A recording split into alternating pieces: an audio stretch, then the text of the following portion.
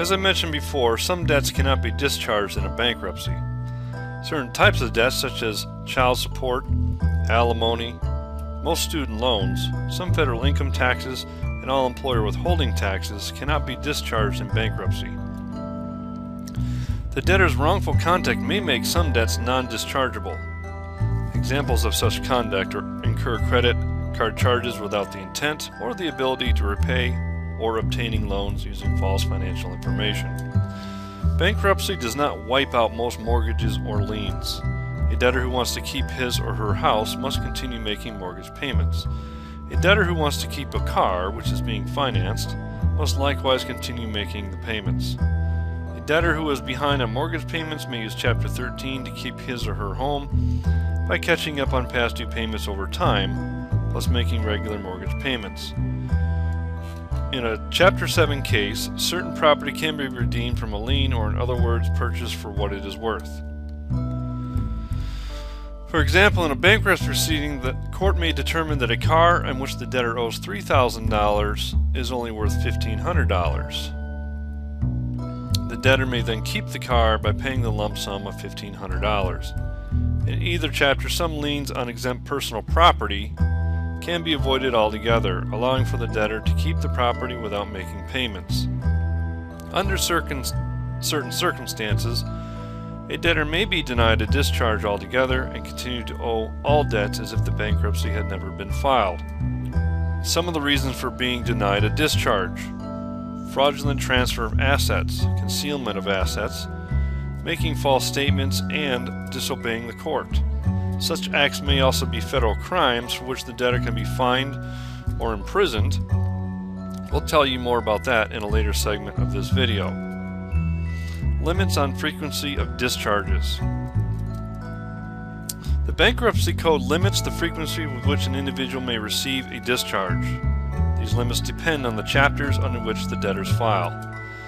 As mentioned earlier, the law permits debtors in bankruptcy to keep or exempt certain property in order to make a fresh start. However, to keep lien property such as a home or a car, the debtor must still pay the secured debt. In Chapter 7, the exemptions process means that a trustee cannot sell exempt property for the benefit of creditors. Generally, the trustee can only sell non-exempt property. Sometimes an item of property is only partially exempt, and the trustee can sell it and pay the debtor the amount of the exemption. An example of exempt property.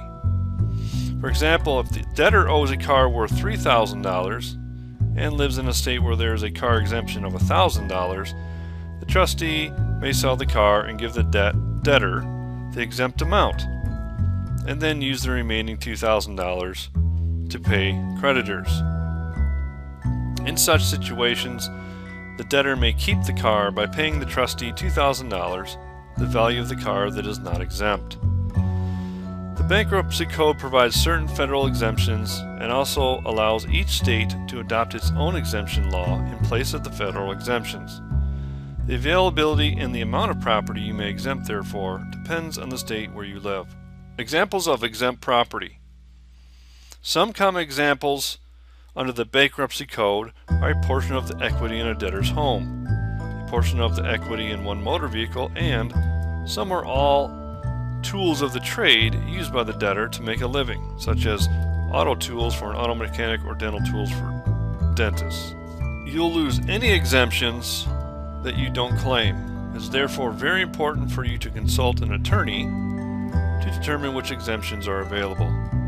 It's also very important to carefully list, describe, and value all property you claim as exempt in the schedules filed with your bankruptcy petition. Over your head in debts? Bills keep adding up?